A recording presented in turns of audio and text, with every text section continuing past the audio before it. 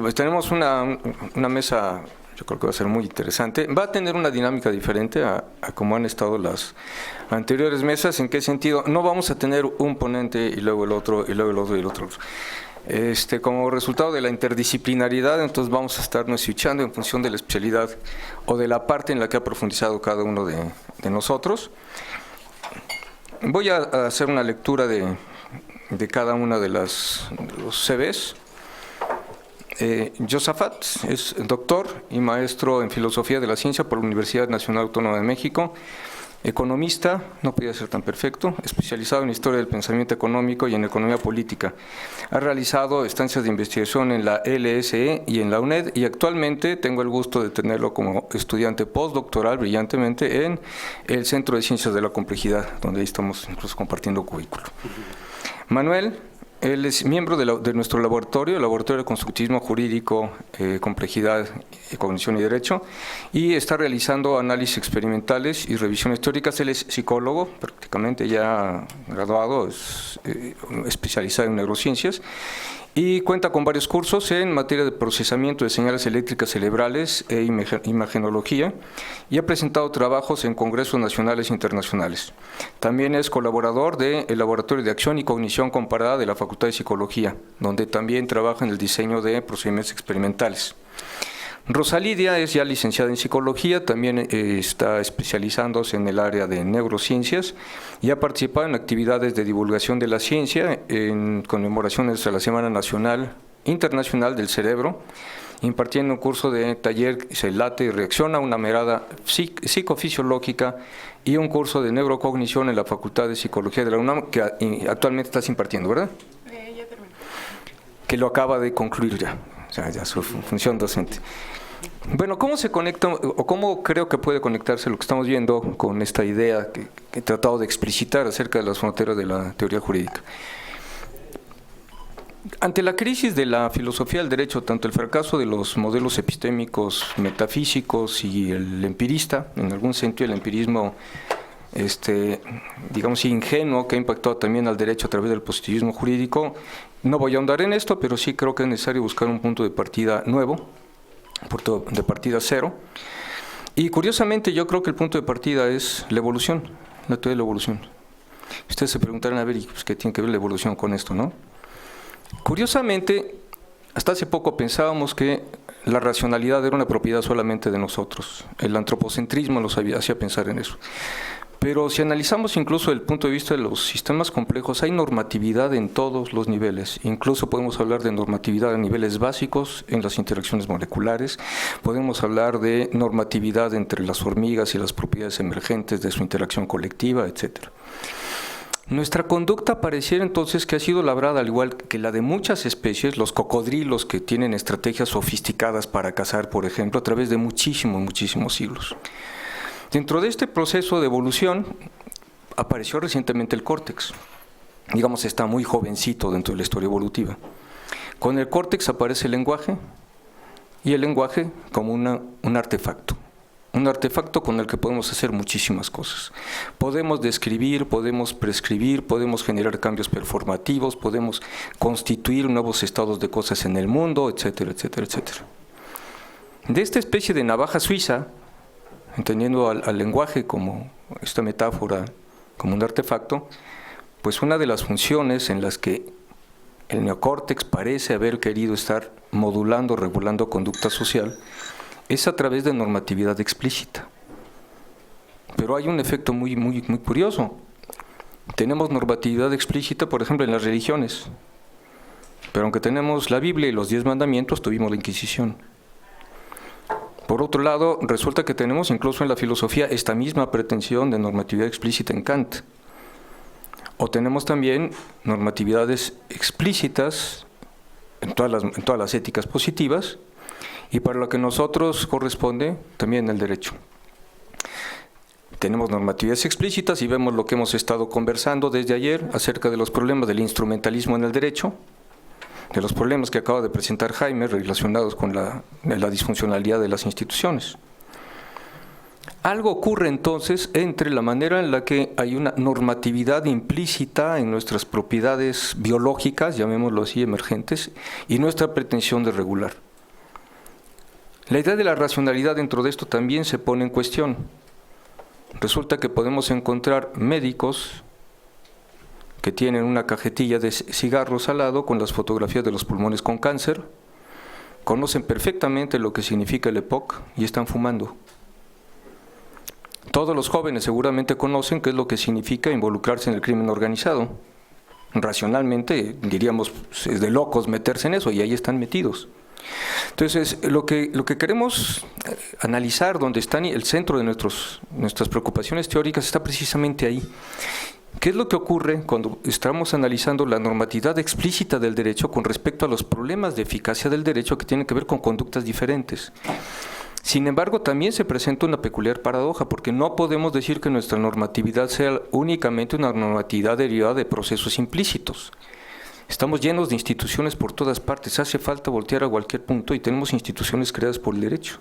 Tenemos funcionarios y tenemos idea de obligaciones, etc. La pregunta entonces, ¿qué es lo que ocurre en esta interacción entre pretensiones de normatividad explícita y las propiedades de comportamiento con las que nosotros nos manejamos con base en nuestras características biológicas?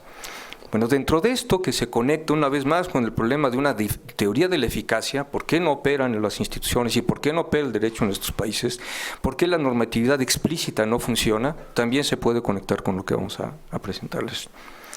Bueno, es un proyecto, Fronteras de la Ciencia, que son algunos resultados provisionales de Fronteras de la Ciencia, que es un proyecto que hicimos con el apoyo de CONACYT. Y bueno, empezaríamos recordando rápidamente el ideal de justicia, el que nos venden cuando entramos a la facultad, que contrasta con esto. Presunto culpable, es lo que ocurre en las prisiones, el efecto contraproducente de instituciones que supuestamente son de rehabilitación social y se convierten en escuelas del crimen. Algunos ejemplos de estas dispraxis emergentes que presuponen el marco de las instituciones creadas por el derecho. Lo único que quiero es estar con mi familia, mis hijas e hijos y mi esposo. Estoy en el Centro de Readaptación Social de San José el Alto, Querétaro. Me trajeron con engaños y voy a cumplir 3 años aquí. En diciembre me sentenciaron a 21 años por un delito que no cometí. Quiero que me escuchen, no sé leer ni escribir. Poco a poco mis compañeras me han enseñado a hablar español y me han explicado por qué estoy aquí. El caso de Jacinta, una indígena que estaba vendiendo sus naranjitas, y conectándolo con lo que dijo Jaime, estuvo condenada a 21 años de prisión porque se consideró como verdadero un enunciado que decía que Jacinta había secuestrado a 6 AFIS o a 4 AFIS, a 4 agentes federales. Eso nos lleva a ver la irracionalidad entre lo que establecen las normas y cómo nos comportamos. Estoy aquí desde hace 2 meses, supuestamente por robo de oso de peluche, miles de fotos de oso de peluche, unas en el estante y otras del estante sin el oso, son las que se presentaron como pruebas que tienen en contra de ella. ¿Cuál es el problema de investigación que nos interesa? Se vincula básicamente con algún tipo de operadores jurídicos, que son los jueces. Tenemos, y no voy a ahondar en este problema, es algo que conocemos bien, hay muchos matices de esta discusión, pero tenemos 2 grandes posturas y desde siempre la conexión entre derecho y moral. Los naturalistas, hoy diríamos los incluyentes, que dicen que la moral es un contenido necesario para poder identificar el derecho, una propiedad constitutiva del concepto de derecho. Y los positivistas, que dicen que la moralidad no es una condición necesaria para la identidad del derecho. Puede ser que se utilice al momento de la adjudicación, pero no como una propiedad necesaria. Pero esto también tiene cierto tipo de consecuencias importantes. Por ejemplo, algunos naturalistas dicen que las razones morales deben derrotar las razones proporcionadas por las normas jurídicas. Y cuando estamos hablando en este sentido de normas jurídicas desde una perspectiva cognitiva, ya no estamos hablando de enunciados o de textos. Estamos hablando de las creencias inducidas por el hecho de introyectar y de atribuirle cierto significado a esos enunciados que estaban en los textos.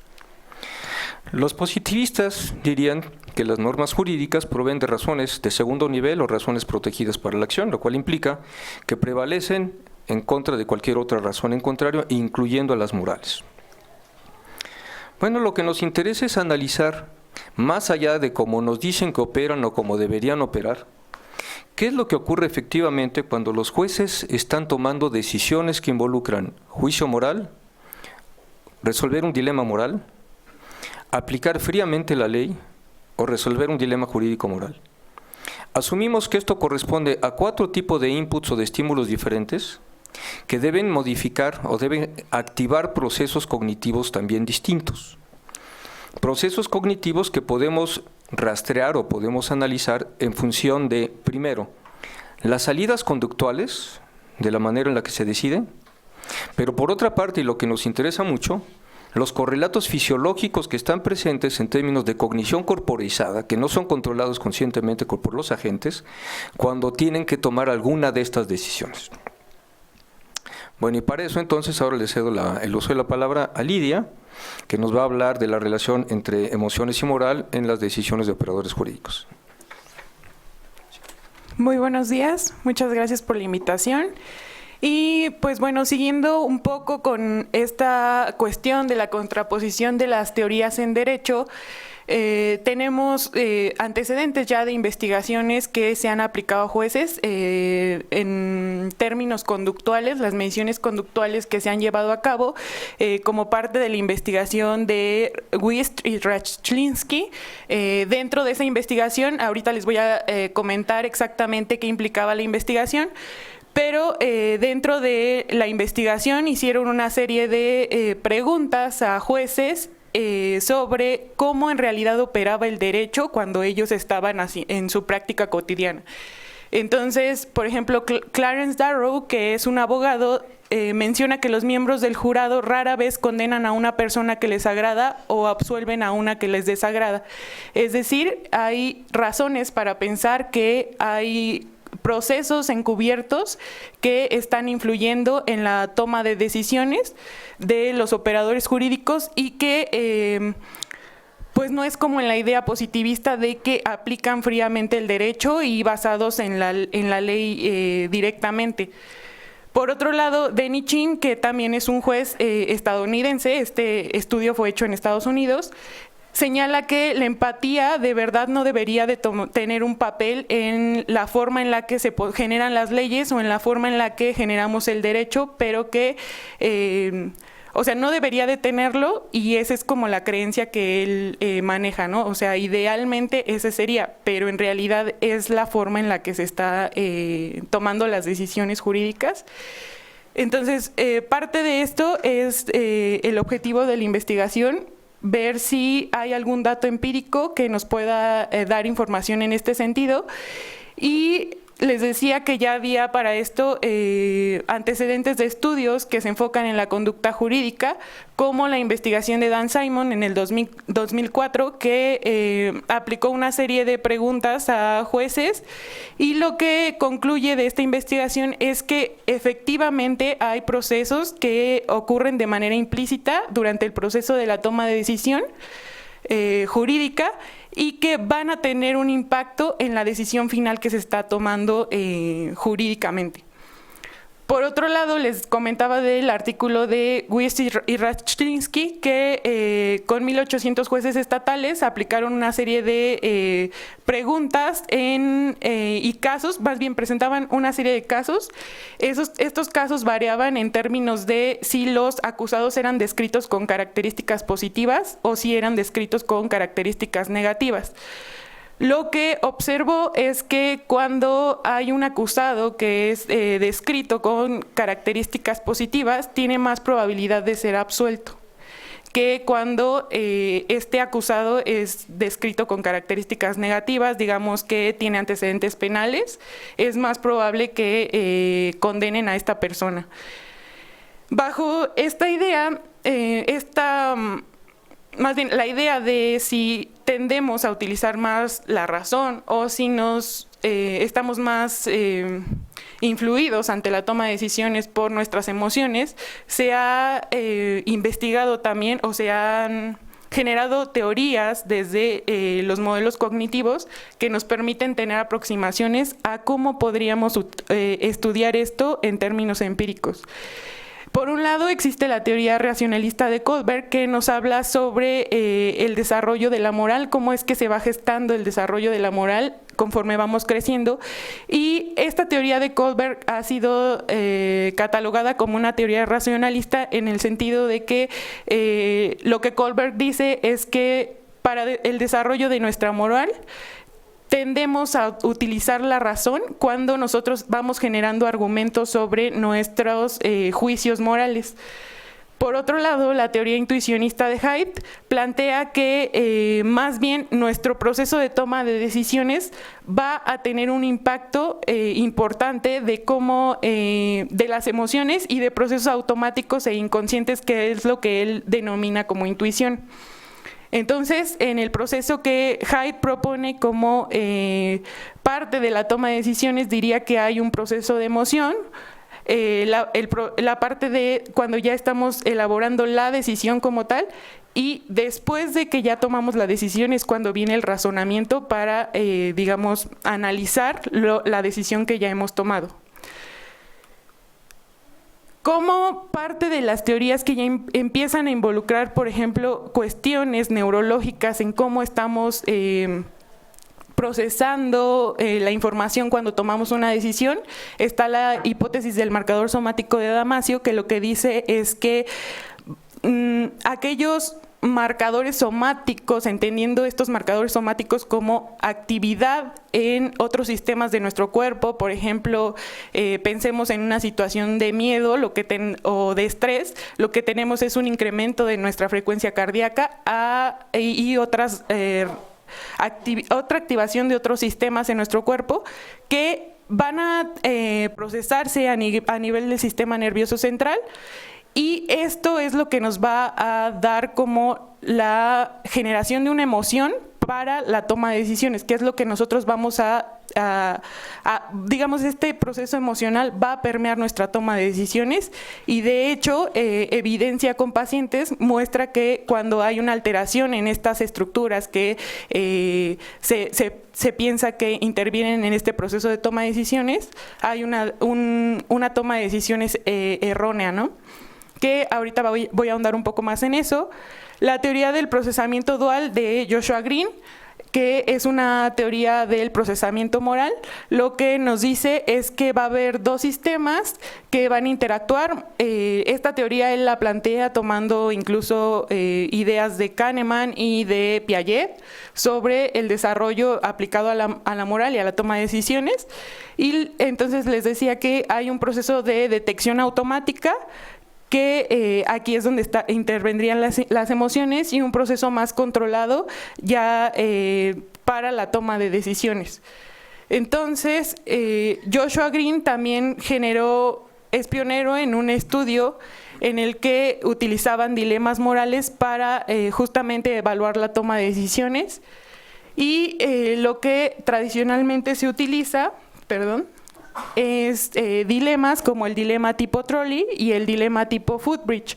En el dilema tipo trolley lo que se plantea es una situación en la que el participante tiene que decidir ante un tren que está a punto de arrollar a 5 personas, si cambia la palanca para que el tren, en lugar de arrollar a esas 5 personas, arrolle únicamente a 1.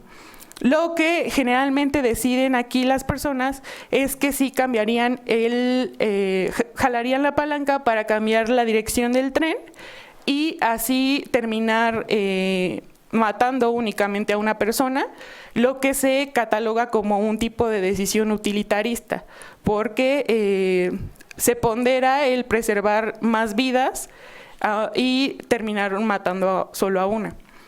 Por otro lado, el dilema tipo footbridge plantea una situación en la que el participante tiene que decidir si arroja a una persona a las vías para detener a ese mismo tren que va a arrollar a esas mismas 5 personas. Lo que comúnmente deciden aquí es que no lo arrojarían, y la justificación que se da es porque pues es una situación, o lo que se ha planteado es que es una situación más personal en la que se involucrarían más emociones, porque uno directamente tiene que imaginarse arrojando a la persona a las vías. Entonces, lo que hizo Joshua Green fue utilizar este tipo de estímulos y lo que concluyó es que cuando, este estudio, estos estímulos de dilemas los sometió a resonancia magnética, que nos da un indicador de actividad cerebral. Lo que obtuvo es que cuando estamos ante un tipo de dilema más personal, como el tipo trolley, que se asume que implica un procesamiento mayor de emociones, lo que observo es que hay más activación en esas zonas cerebrales que tienen que ver con emoción, que se han descrito bajo otros paradigmas que tienen que ver con emoción. Versus cuando únicamente es un dilema tipo trolley, que es más impersonal y que se asume que no implicaría tanto el procesamiento de emoción, sino más bien como un procesamiento frío de la decisión. Lo que obtuvo es que hay activación en zonas que se han descrito o se han asociado a justamente decisiones más frías. Entonces, bajo ese contexto, lo importante de aquí es que cuestiones de la moral también se han sometido a este tipo de estudios. Bueno, de hecho, el de Green es un estudio de moral, pero vemos que a lo largo de estas decisiones morales lo que se rescata es la activación de zonas implicadas en la emoción, que ustedes pueden ver en el diagrama en rojo, como la amígdala y la corteza insular. Las regiones que ustedes ven en verde tienen que ver con el conflicto durante la resolución de estos dilemas, y las regiones que ustedes ven en azul son regiones implicadas en el pensamiento de la moral, que se relaciona a los otros, como las normas, las intenciones, y que pues en realidad todo nuestro cerebro se activa cuando estamos ante una decisión. Aquí lo estamos como separando un poco, pero en realidad es la activación de todas estas estructuras cuando estamos tomando una decisión. Otra de las técnicas que nos permiten tener indicadores, por ejemplo, de la activación emocional durante la toma de decisiones es la medición de la actividad electrodérmica, que se basa en la inervación que tienen unas células que se llaman glándulas écrinas en la piel, y que tienen una inervación directa del sistema nervioso y se activan ante situaciones demandantes, situaciones metabólicamente demandantes, y por eso es que se toma como un indicador de activación emocional. Y básicamente para registrar este tipo de actividad únicamente requerimos la colocación de electrodos en la palma de la mano y por ejemplo, cuando presentamos el dilema tipo Footbridge, mediríamos cómo está esa activación, que la podemos medir en términos de onda y sacar una serie de mediciones a partir de esos, como la amplitud de la onda, que les muestro en la curva que pueden ver del lado inferior.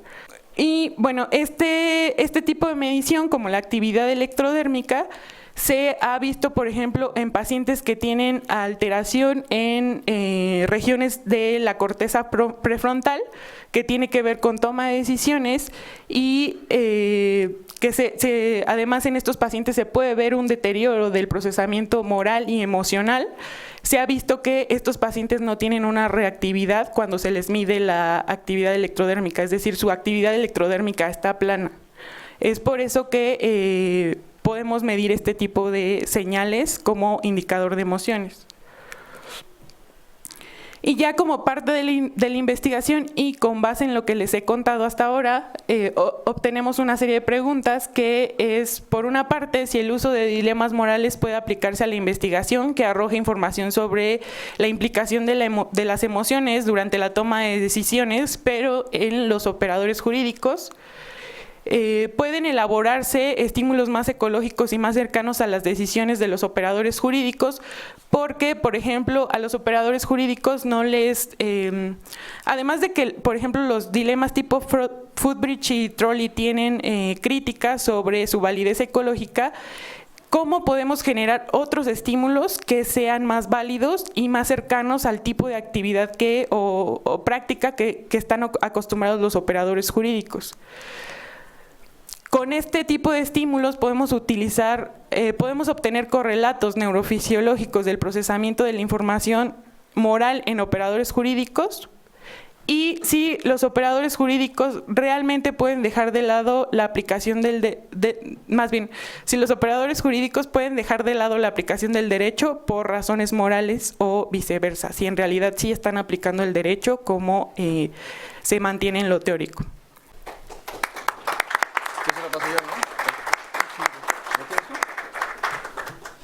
Pues la resonancia magnética no creo que sean fotos del cerebro, ¿eh? La resonancia magnética son mapas estadísticos. O sea, son el resultado de haber hecho aplicación del resonador, resonancia magnética funcional, a una serie de personas a las cuales se les puso una tarea y se trata de buscar cuáles son los correlatos fisiológicos al tipo de tarea que se está haciendo. Eso es lo que nos puede estar dando el soporte, por ejemplo, de la actividad cerebral cuando se están resolviendo dilemas morales. A esto habría que decir que cuando se habla de neuroderecho en términos generales, que es algo que surgió en el ámbito anglosajón, básicamente lo que están haciendo es neuroética con operadores jurídicos. Habría que señalar que, hasta donde sabemos, el primer trabajo de neuroderecho, donde estás considerando el derecho positivo como parte del diseño experimental, por lo menos en la tradición romano-germánica es el que nosotros estamos realizando.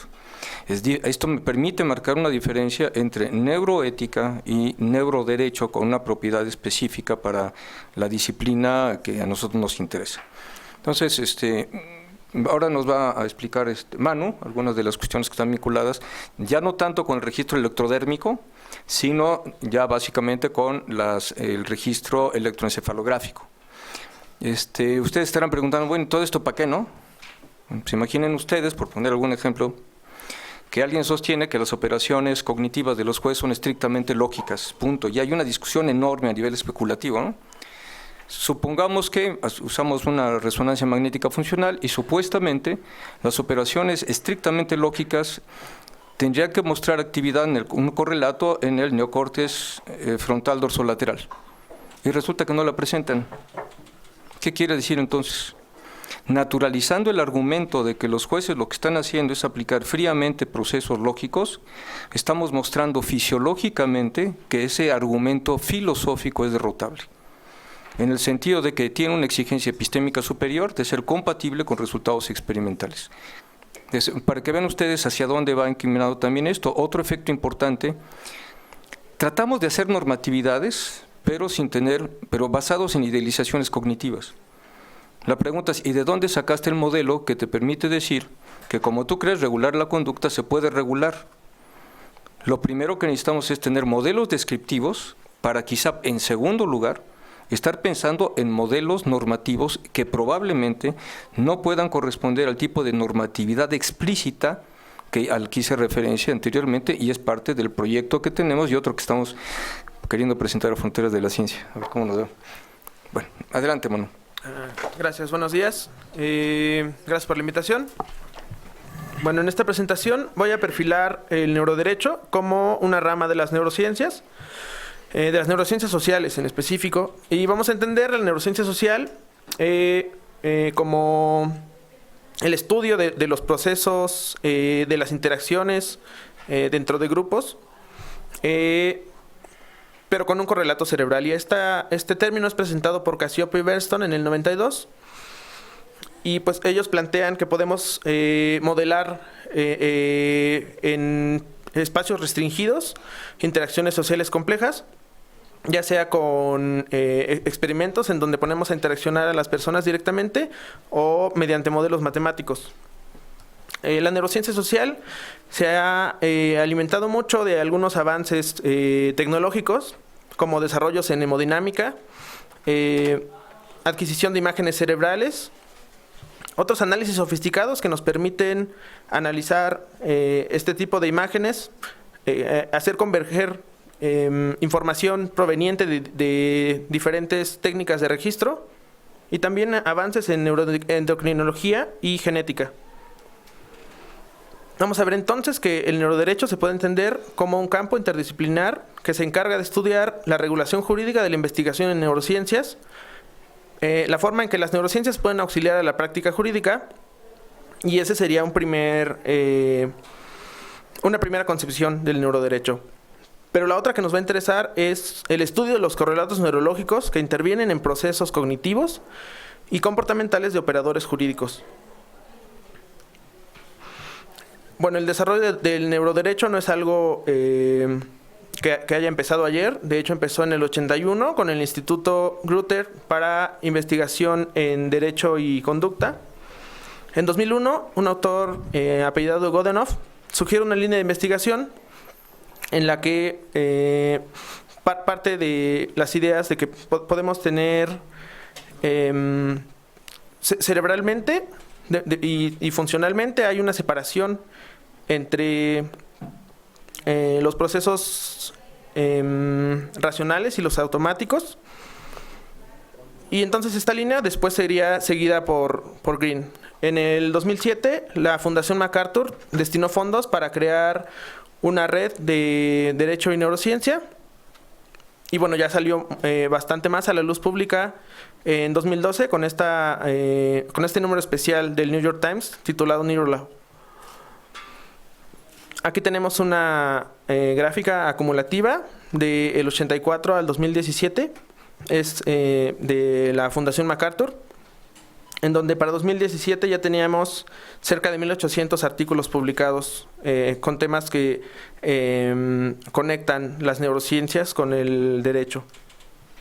Y bueno, algunos aspectos importantes del neuroderecho pueden ser los empíricos, que tienen que ver con cuál es la fuerza de la correlación entre las actividades mentales que estamos modelando en nuestros experimentos y las mediciones asociadas, por ejemplo, en electroencefalografía o resonancia magnética, que son generadas. Los aspectos prácticos tienen que ver con cómo integramos estos nuevos conocimientos al derecho. Hay algunos que son éticos y se refieren a cuestiones de privacidad, libertad, autonomía. Preguntarnos si algunas técnicas basadas en neurociencias que nos permiten saber si una persona está mintiendo podrían vulnerar su privacidad. Y las últimas serían conceptuales y se refieren a las suposiciones que hacemos sobre la mente y que nos permiten interpretar los datos que obtenemos de las neurociencias. Tenemos una publicación del 2019 en donde se muestra en porcentaje cuáles son los temas a los que se ha dedicado la gente en neuroderecho.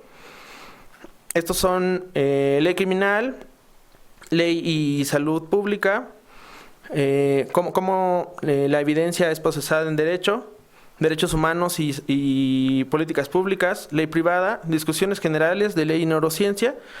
Vemos que tiene un 2% y con solo un 15% aparece conceptos legales y toma de decisiones. Este último 15% es el que nos va a interesar. Y entonces vamos a ver que los procesos de decisión de los operadores jurídicos van a implicar una representación de valores. También cómo controlamos la conducta generada hacia metas. ¿Cómo nos imaginamos eventos distantes cuando un caso es presentado a un juez? ¿Cómo puede tener una estructura mental que le permite dar cuenta de ese tipo de eventos? Y la representación de estados mentales ajenos. Y bueno, sobre las bases neuronales de las decisiones morales, vamos a ver que dice Gazzaniga que las regiones cerebrales que tienen que ver con la aplicación de reglas verbales o con la repartición igualitaria de bienes y el sentido de la moralidad van a formar una red que es responsable de nuestras decisiones morales. Y bueno, basado en esta red es que Godunov sugiere esta línea de investigación que les mencionaba, sugiriendo además que las reglas verbales van a estar especializadas en ciertas áreas específicas del cerebro. Y bueno, dice Gazzaniga que, dado que estas reglas verbales están codificadas en un sustrato fisiológico, entonces debe existir un módulo intérprete que traduzca esos contenidos no verbales al lenguaje verbal. Luego entonces la argumentación lógica de reglas e intuición están separadas en el cerebro y es importante tener en cuenta que el entrenamiento legal debería hacer prevalecer el procesamiento verbal sobre el no verbal. Es decir, que el operador jurídico no se puede dejar llevar por una intuición para tomar sus decisiones. También dice Godenoff que las áreas asociadas al procesamiento verbal de reglas deberían mostrar diferencias en abogados. Por ejemplo, hay estudios muy interesantes con taxistas de Nueva York, que es una de las ciudades más complicadas del mundo. Parece que estuvo mal planeado o algo así. Y entonces los taxistas neoyorquinos, en áreas que tienen que ver con navegación espacial, parece que tienen un aumento de grosor en esas estructuras. Hay un mejoramiento en las estructuras que tienen que ver con procesamiento espacial para los taxistas, y entonces Godenoff sugiere que los abogados podrían tener una especie de mejoría en las áreas asociadas con el procesamiento verbal. ¿Y cómo vamos a aplicar entonces el neuroderecho ya con operadores jurídicos?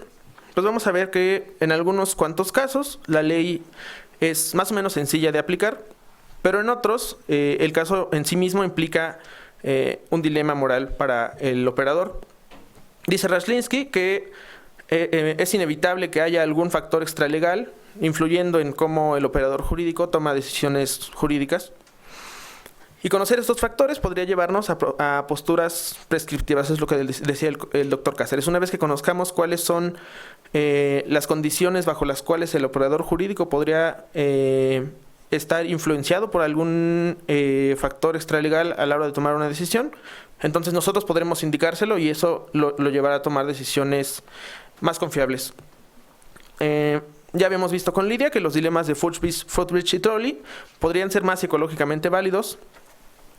Y bueno, para ir pasando al siguiente tema, veremos que la técnica de resonancia magnética funcional, aunque es muy famosa y nos permite conocer las estructuras con gran precisión, es poco precisa en el dominio del tiempo. Perdón, nada más un segundito. Cuando hablamos de estímulos ecológicos, no quiere decir que sean limpiecitos, ¿eh? Quiere decir que están más apegados a la realidad. Por ejemplo, en el trolley y el Fruitbridge, ¿cuándo en la vida real vamos a tener a alguien que tenga que optar entre jalar la palanca o aventar al gordo? Ese es un estímulo no ecológico. Entonces, lo que nosotros tratamos de hacer en nuestro experimento es generar estímulos lo más ecológico posibles. Es decir, que estén lo más cercano posible a lo que realmente plantea problemas a los operadores jurídicos. Perdón, Manu. Le digo Manu, no Mano, porque se llama Manuel. No, bueno, les decía, la resonancia magnética, a pesar de las luminarias que tiene poca resolución temporal. Y tenemos disponible otro método conocido como electroencefalografía, que sí tiene bastante resolución temporal en el dominio de los milisegundos. Y una vez que uno tiene registros de electroencefalograma, que básicamente se obtienen poniendo electrodos en áreas estratégicas de la cabeza de los participantes para registrar las fluctuaciones eléctricas provocadas por grupos de neuronas de la corteza, podemos segmentar pedacitos de señal que fueron registrados mientras ocurría un evento interesante. Por ejemplo, cuando hay un evento emocional, le decimos al participante: ¿a quién prefieres aventar del puente? ¿A un desconocido o a tu mamá? En ese momento ponemos una marca temporal y luego le preguntamos a muchos más participantes exactamente lo mismo, y entonces podemos tener, una vez alineando estas marcas temporales, un patrón característico de la actividad cerebral asociada al estímulo que registramos. Los potenciales relacionados con eventos son entonces esta onda que se obtiene, y los asociados con moralidad son P200. P se refiere a su polaridad positiva, 200 al tiempo en el que aparece en milisegundos. Esto tiene que ver con estímulos con saliencia emocional, violación de normas. Late Positive Component, el componente positivo tardío, tiene un rango entre 500 y 800 milisegundos y muestra respuestas diferenciales a estímulos morales. Y N2 o N200 tiene relación con evaluación emocional de resultados negativos. Cuando la situación parece que pinta mal, aparecerá N2. Por lo tanto, es sensible a moralidad. Y bueno, las consideraciones finales.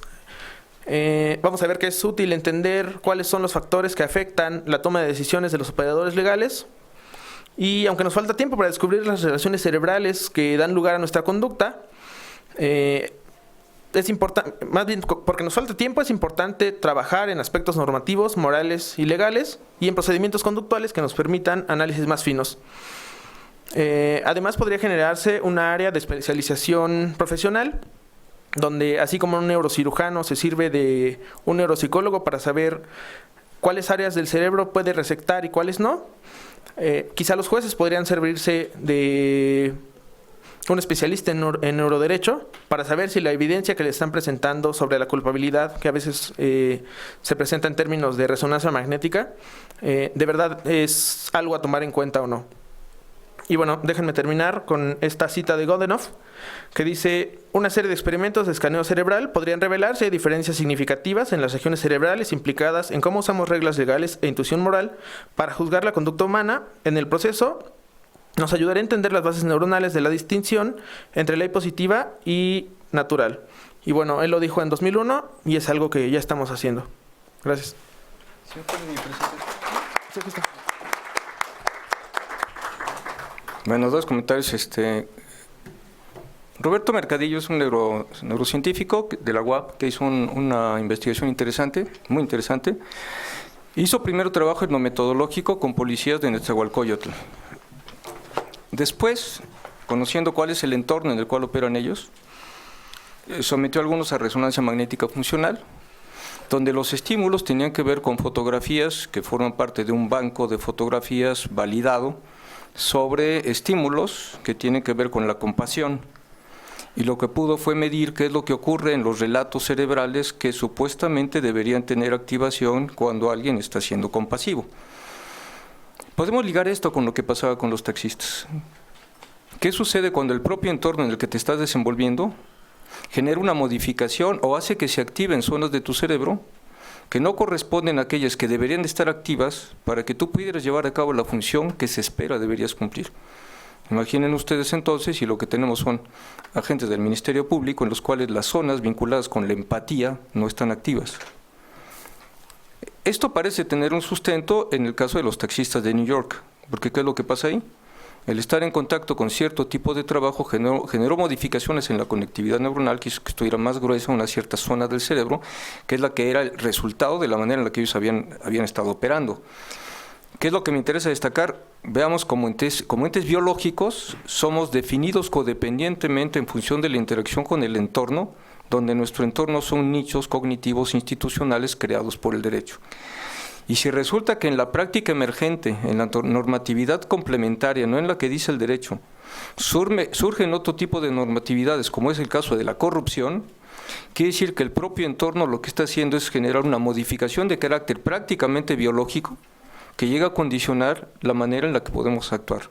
Eso es un poco para querer destacar la importancia que tiene proyectado a futuro este tipo de investigaciones.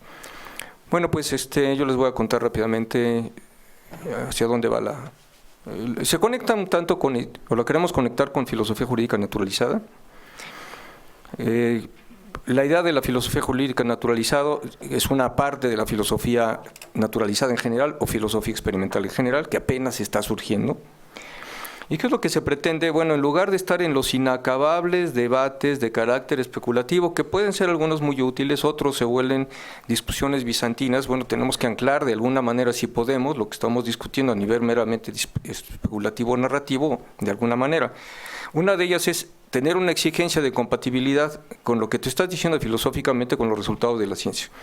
Entonces, hay dos tesis sobre las cuales hay cierto consenso que deben estar presentes en la naturalización filosófica, pero no sabe exactamente qué tanto. La compatibilidad entre filosofía y ciencia y la continuidad. La tesis de la continuidad, lo que yo sugiero es que puede haber las siguientes versiones. Una en la cual los resultados de la ciencia son incorporados a problemas de carácter filosófico. Ejemplo, Libet muestra que hay procesos subconscientes previos a la toma de decisiones. Si seguimos de cerca lo que dice Libet, quiere decir que la idea del libre albedrío desaparece. No sé si es Gazzaniga que después hace algún tipo de objeción y dice, bueno, es que hay unos cuantos segundos en los que realmente somos nosotros quienes controlamos la decisión. Si algún filósofo toma en cuenta esto, se reabre el problema acerca del determinismo y la libertad del libre albedrío de los sujetos, teniendo que vincularlo a una discusión con un soporte científico de carácter filosófico, de carácter neurológico. En una segunda versión puede suceder que alguna teoría filosófica sea inspirada por los resultados de la ciencia. Por ejemplo, la física newtoniana tuvo influencia en el pensamiento de Hume, según Brian Leiter. Y hay otra versión en la cual específicamente se hace investigación científica para validar o rechazar una teoría filosófica. Y ese es, por ejemplo, el caso del famoso trabajo de Damasio, que lo que hace es naturalizar la tesis dual de Descartes, según la cual una cosa es la mente, otra es el cerebro, y muestra, ya como hizo alusión Lidia a través de las teorías del marcador somático, etcétera, que en realidad no los podemos desvincular. Diría Damasio en alguna de las partes de su trabajo, decidimos con todo el cuerpo. Noten ustedes la importancia de eso, porque quiere decir que está metido el sistema endocrino, están las emociones, están procesos inconscientes. Lo alejado que tenemos con estos elementos, las explicaciones que nos hablan de maximizadores racionales, de jueces que pueden aplicar el derecho sin subjetivismo, etcétera. Bueno, tomando la idea de los dilemas morales, lo que propuse fue la construcción del concepto de dilemas jurídico-morales, que se pueden definir como conflictos, tanto cognitivos como emocionales, que surgen cuando se debe tomar una decisión entre una razón moral y una razón jurídica mutuamente excluyentes. ¿Qué es lo que hicimos? Bueno, generamos una serie de estímulos, fueron validados, un buen trabajo de validación estadísticamente con más de 400 estudiantes, tanto de licenciatura, de posgrado, pero algunos de licenciatura también. Y después de la validación sacamos cuáles eran las que resultaban ser las fichas de licitaciones y las que activan los procesos que realmente nos interesaban, que podíamos aplicar después a jueces. ¿Qué es lo que hicimos? De un mismo caso, 4 versiones, para poder medir cómo permutan los estados corporizados y mentales de los agentes en función del tipo de estímulo. Era una versión de juicio moral, una versión que implicaba dilema moral, otra que implicaba solamente la aplicación del derecho y otra que aplicaba resolver un dilema jurídico-moral. Lo que ven dentro del recuadro, como ustedes podrán ver, se conecta con lo que acaban de exponer Lidia y Manuel. Tenemos el registro tanto electroencefalográfico, ahí está el cerebrito, como electrodérmico, y ahí está la manita. Esto lo podemos imaginar como dentro de una caja negra, y los estímulos que vienen a ser las fichas como el input de la caja negra. Aquí tenemos algunos ejemplos de las fichas. Una versión en la parte moral. ¿Consideras que el sujeto actuó bien o actuó mal? Ahí estamos haciendo una solicitud de una respuesta binaria de la toma de decisión. En la versión con dilema, un doctor priva de la vida a un paciente terminal para poder tomar sus órganos y salvar la vida de 5 pacientes que necesitan el trasplante para sobrevivir. Ustedes dirán, ¿actuó bien o actuó mal? Sin dilema, el doctor tomó la vida de pacientes terminales en un hospital muy prestigioso y eso se propagó entre la sociedad. Noten ustedes en rojo que incluimos el input de la norma. ¿Qué es lo que nos dice el doctor? Una vez más, por eso decíamos que el mismo hecho son 4 variantes. Tomó la vida de los pacientes para salvar la vida en el otro, en un hospital prestigioso, pero la pregunta ya no es ¿actuó bien o actuó mal? La pregunta es ¿lo sancionas o no lo sancionas? Aplicando el artículo. Llama la atención el hecho de que el haber incluido el artículo sea lo que nos vaya a permitir hacer la medición de los resultados, que van a ser interesantes, pues lo que queremos ver qué pasa con el dilema jurídico-moral. Los resultados electroencefalográficos se hicieron en un equipo que se llama Emotiv, POC.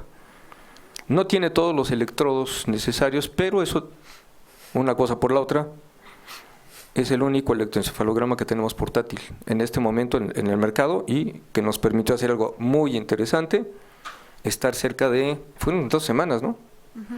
Estar cerca de 2 semanas en la tercera ponencia de la 4ª Sala del Tribunal Superior de Justicia, donde estuvo el actual ministro Juan Luis González Alcántara y su actual responsable, que nos permitieron estar trabajando con 15 jueces, cosa que tampoco encontramos en la literatura, que los jueces se han prestado tanto a hacer este tipo de cosas.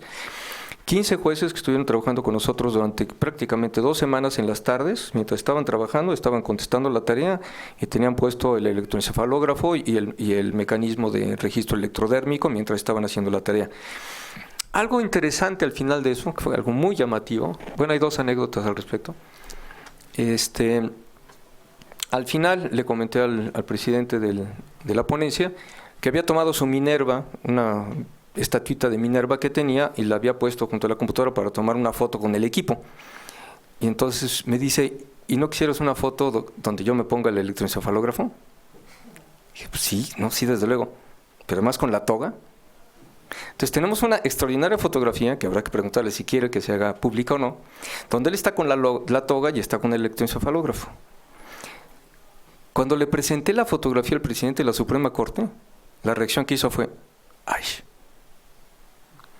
Estamos viendo dónde puede haber una división de actitudes importantes entre jueces que están dispuestos a participar en este cambio y algunas estructuras que lo verían como algo sumamente extravagante, por lo menos en este momento. Eso es para ver la diferencia en grados de aceptación en la práctica que tiene lo que estamos tratando de hacer. Para continuar explicando los detalles técnicos del electroencefalógrafo, se quedará Manu. A pesar de que no tiene los electrodos suficientes, creemos que se puede hacer la inferencia de las zonas del cerebro que necesitamos para la tarea. Queremos conseguir un equipo más sofisticado, que ya está también en el mercado, pero ya eso dependerá de CONACYT y de la 4T, ya veremos. Bueno, estos son los electrodos que tiene la diadema. Los electrodos, las zonas que se han asociado principalmente con toma de decisiones, memoria de trabajo, que tiene que ver con tener activas las representaciones que son importantes para poder tomar la decisión, son principalmente zonas frontales. Bueno, aquí está un compañero del laboratorio colocándole edema. Y lo que encontramos es que en la evaluación jurídico-moral, que ustedes pueden ver arriba,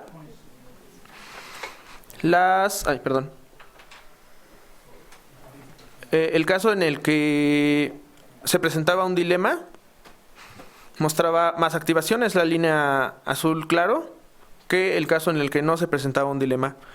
Esto quiere decir que había más recursos neuronales implicados en la resolución del problema.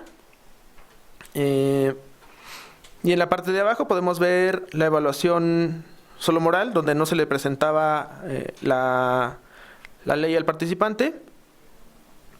Y también encontramos una diferencia entre los potenciales. Este potencial es P260, que está relacionado, como les comentaba, con procesamiento emocional.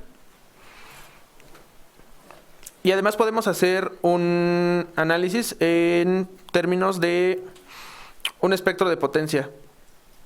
Un espectro de potencia es una conversión entre dimensiones. Si estamos viendo las cosas en el dominio del tiempo, que es como sale la señal, podemos descomponerlo para saber cuánto de cada onda, es decir, la onda inicial, como nosotros la vemos, está compuesta de muchas otras ondas. Y entonces lo que hace el espectro de potencias es decirnos cuánto de cada onda está componiendo el resultado que tenemos. Estos ritmos que están a la izquierda se han relacionado con ciertos tipos de actividad y no está bien marcado, pero es el alfa el que se relaciona con procesamiento de memoria de trabajo y toma de decisiones, y es aquí donde encontramos la diferencia entre condiciones. Además, esto lo podemos ver en mapas topográficos de la cabeza, y la onda alfa está entre los 10 y los 15 Hz. Si no se alcanza a ver, son la segunda y la tercera, el segundo y tercer mapa. En la parte de arriba tenemos la condición sin dilema y abajo la condición con dilema. Y lo mismo lo tenemos para la evaluación de dilemas morales. Noten la diferencia de los colores que está implicando la activación de frecuencias diferentes en zonas distintas. Sí, sí, mientras más roja es el área, más fuerte es la señal en esa parte del cerebro. Y bueno, aquí tenemos las ondas que les mostraba antes, ya resumidas. Y le cedo la palabra a Lidia para que pase con la parte de la electrodermografía. Creo que aquí todavía no sé, si le das un clic ahí debe aparecer la P260. Sí. Esta onda es interesante porque en el caso del dilema jurídico moral aparece con una amplitud de onda más grande que cuando aparece solamente con dilemas morales. ¿Qué quiere decir esto? Que los jueces no pueden evitar que se activen las zonas del cerebro que se activan cuando está ocurriendo situaciones morales. Y por alguna razón la amplitud de onda es superior, quiere decir que no está haciendo un proceso que es exactamente igual a cuando estás resolviendo un problema moral. Hay alguna incidencia de que sea jurídico-moral en la amplitud de la onda, que es algo que es muy llamativo, que es interesante de investigar. Antes de que razonen y antes de que hagan silogismos, en milisegundos el cerebro ya se activó y ya veremos más adelante a qué conclusiones nos lleva. Y bueno, para complementar, cabe resaltar que los resultados que tenemos hasta el momento es puro análisis descriptivo. Apenas vamos a entrar como a la parte de ver si estas diferencias son significativamente estadísticas. Y bueno, en cuanto a la actividad electrodérmica, les comentaba que la actividad electrodérmica se ha tomado como un indicador de activación metabólica que se ha vinculado a emociones. Y lo que encontramos cuando hicimos esta medición con los jueces es que, bueno, solo para recordar, era esta diapositiva, les comentaba que se pueden obtener diferentes mediciones. En este caso nosotros obtuvimos el porcentaje de respuesta electrodérmica, que sería qué número de respuestas en términos de la onda que ustedes pueden ver, que esa sería una respuesta electrodérmica típica, qué porcentaje de activación tuvimos ante la presentación de cada estímulo y además la amplitud, que es el valor que va como desde la parte más baja de la curva hacia el pico de la curva, que tienen marcado ahí en la pantalla. Y bueno, los resultados, esto era solo... el análisis de la actividad electrodérmica se hizo en este sentido. Por cada presentación, cada cuadro negro que ustedes pueden ver es un estímulo que presentamos. Entonces lo que medíamos era la actividad electrodérmica bajo esas diferentes ventanas de tiempo y se promediaba al final a lo largo de las diferentes presentaciones de estímulos o de casos, por ejemplo, los que ya les presentaba el doctor, el ejemplo que les presentaba el doctor, que están ejemplificados en los números en rojo. Entonces, lo que obtenemos al final como porcentaje de respuesta es el promedio a lo largo de todos los casos y igual para la amplitud, el promedio de todos esos casos que están en la ventana en verde. Estos son los resultados en términos del número de respuestas electrodérmicas que se asociaron para las diferentes ventanas de tiempo que evaluamos, los diferentes estímulos que tenemos. Y tenemos, por ejemplo, para la evaluación jurídica, que es la gráfica que ustedes tienen del lado izquierdo, de su mano izquierda, vemos que cuando es la ventana donde se les pregunta, esta ventana que dice yes, no, corresponde a la ventana de la decisión, es decir, segundos antes de que ellos ejecuten una respuesta para decidir sí o no, tenemos un incremento del porcentaje de la respuesta electrodérmica registrado bajo esas ventanas para ambas condiciones, tanto para la condición jurídica, que es la que ustedes tienen en el lado izquierdo, y la condición moral, que tienen en el lado derecho. Y vemos que para ambas condiciones es mayor esa respuesta cuando tenemos un dilema moral involucrado, lo que nos podría indicar que hay mayor activación emocional o un mayor indicador de una activación emocional bajo estas ventanas, respecto incluso a, por ejemplo, cuando se presenta la pantalla para que ellos emitan una sanción y cuando ya ejecutan la respuesta en sí. Esto para ambas condiciones. En cuanto a los resultados conductuales, obtuvimos que, como era de esperarse ante la clasificación de los dilemas que tuvimos, cuando hay un dilema, la diferencia de respuesta entre sí sanciono y no sanciono y actuó bien o actuó mal es menor que cuando no hay un dilema, que prácticamente tendrían que aplicar el derecho directamente. Y esto es similar para las dos condiciones. Vamos a ver, actualmente estamos en proceso de ver si esto ante una prueba estadística de significancia se pueden mantener estos resultados.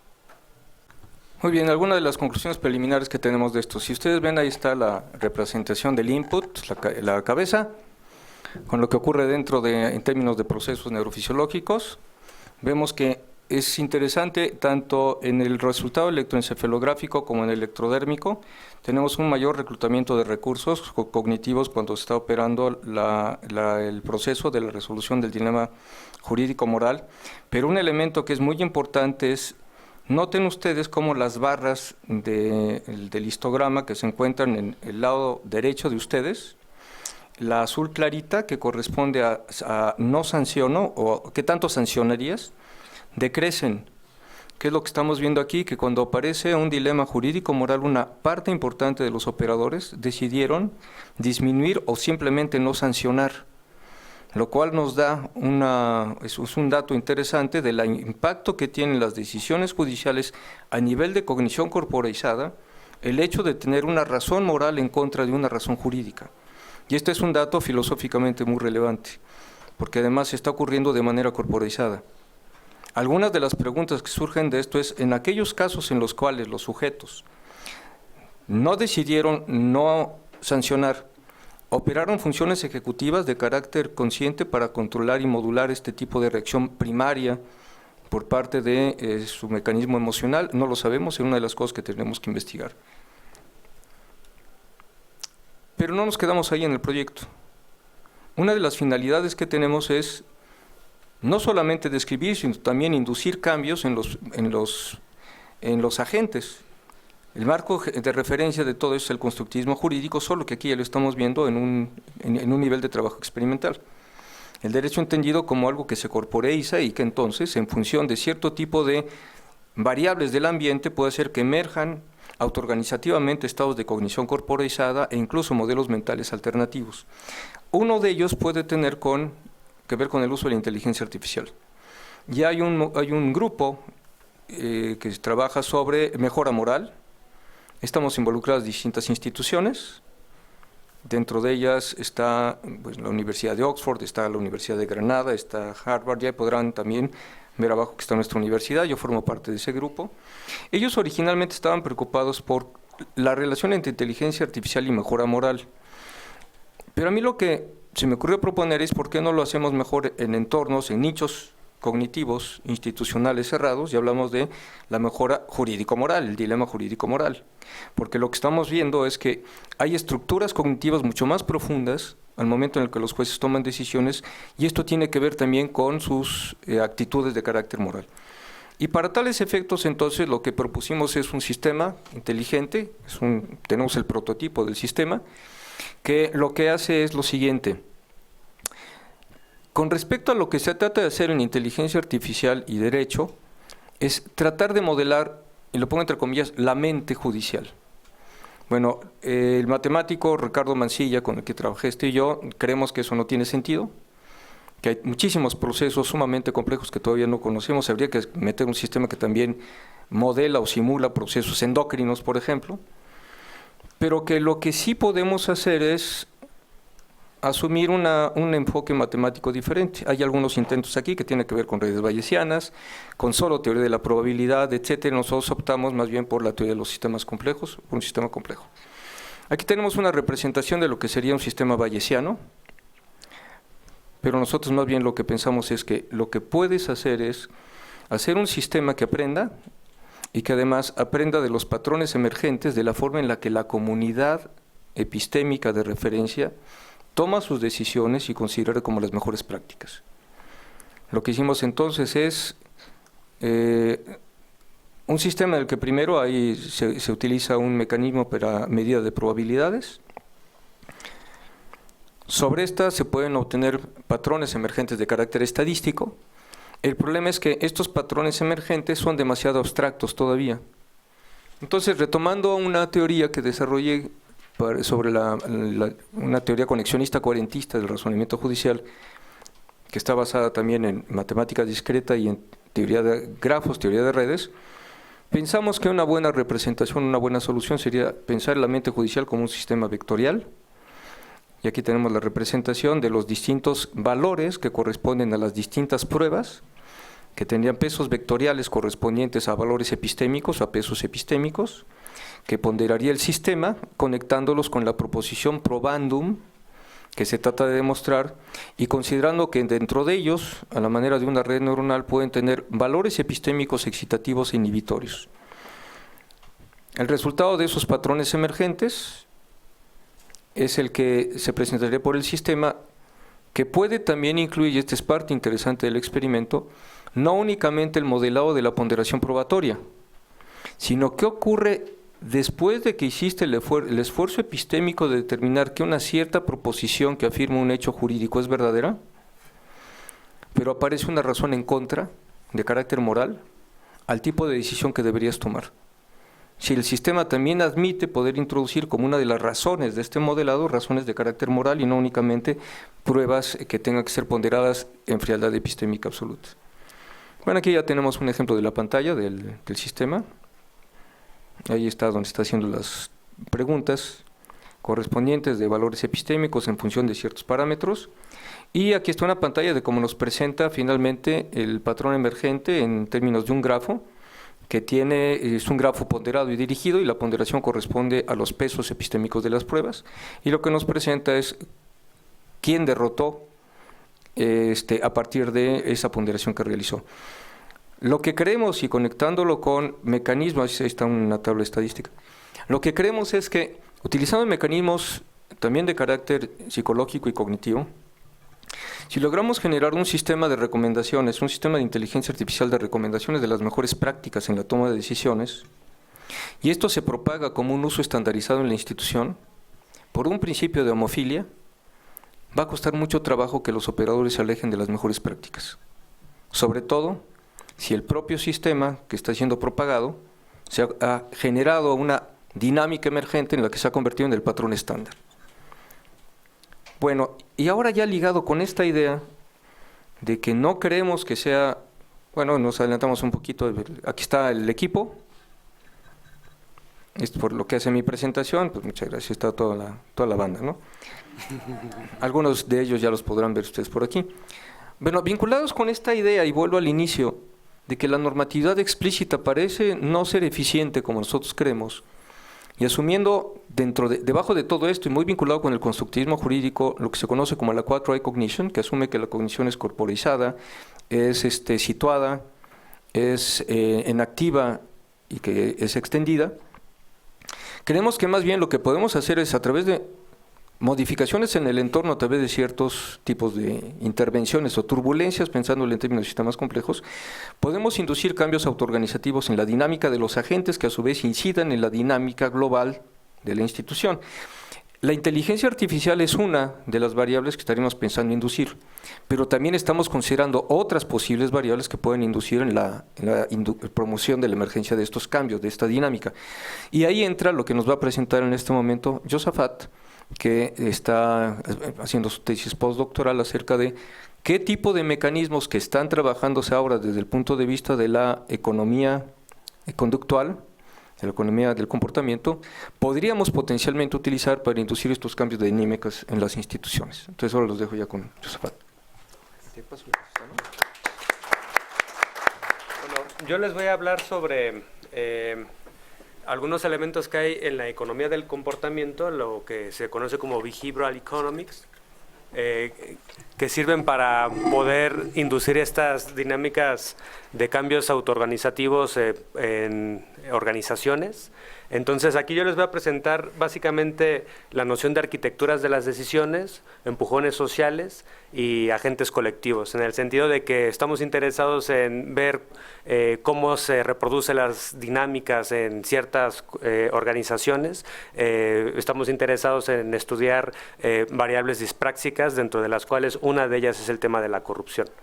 La economía del comportamiento es una subdisciplina que se creó bastante reciente, más o menos en 1978, fundada por Richard Taylor, que es un economista que ganó el premio Nobel en 2017. Él es un economista que buscó realizar una noción alternativa a la noción de agente racional de la economía tradicional, de la economía neoclásica, que fuera un poco más realista. Esa noción básicamente establece que los agentes tienen racionalidad acotada, es decir, no son agentes perfectamente racionales que puedan maximizar sus funciones de utilidad. Hay constreñimientos corporales, psicológicos, que no permite hacer los mejores cálculos posibles para optimizar. Hay autocontrol limitado, en el sentido de que muchas veces los agentes toman decisiones que van en contra de sus preferencias, es decir, hay una incompatibilidad entre lo que se prefiere y lo que se hace.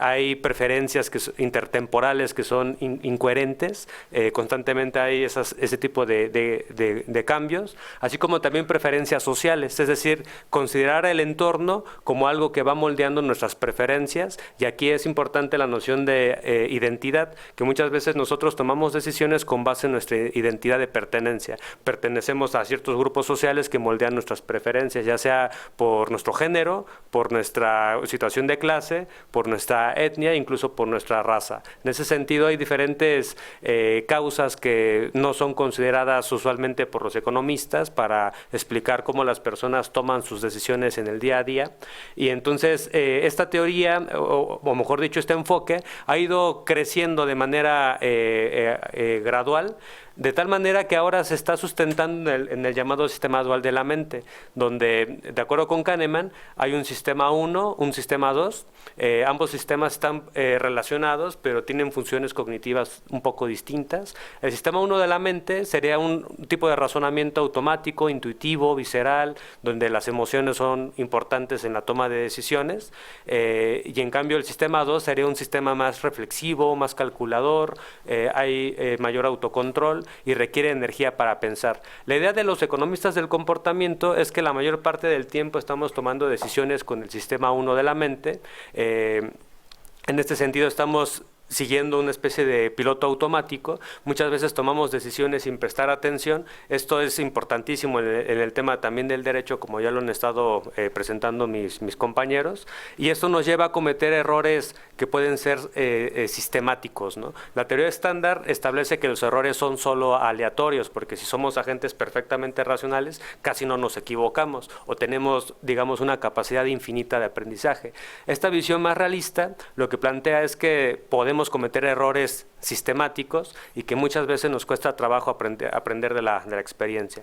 Entonces, en este escenario se plantean dos tipos de nociones de agente racional. Una es la que solo considera el sistema 2 de la mente, es decir, que somos agentes perfectamente racionales, que respondemos a incentivos, es decir, premios y castigos, que nunca perdemos la calma y que pues, los errores no son sistemáticos, ¿no? Esta noción de los econs es la noción tradicional del Homo economicus, que habita los modelos ficticios de los economistas, y digamos, la parte que no ha sido teorizada por ellos es todo aquello relacionado a la parte más humana, la parte corporal, la parte relacionada a que somos personas descuidadas, impulsivas, que también somos flojos, que también tenemos una fuerza de voluntad limitada, y esto nos lleva, digamos, a tener poco autocontrol. Lo que dice Richard Taylor es que si nosotros usáramos una imagen para decir cómo son las personas de carne y hueso, es que nos pareceríamos más a un Homero Simpson que a un señor Spock, ¿no?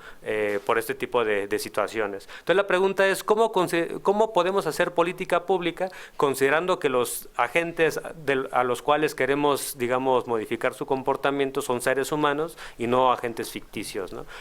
Para eso surge la noción de arquitecturas de las decisiones, que de acuerdo con Richard Taylor y Cass Sunstein, son formas de presentar la información a los agentes que ya están cargadas, que llevan a que los agentes tomen decisiones de acuerdo a ciertos sesgos cognitivos. Sesgos cognitivos se entiende como una serie de errores de inferencia que muchas veces se identifican como desviaciones de las normas de buen comportamiento, pero también se identifican como ciertos patrones que ocurren, digamos, en la toma de decisiones, ¿no? La idea es que las arquitecturas de las decisiones no son neutrales, todos los detalles importan.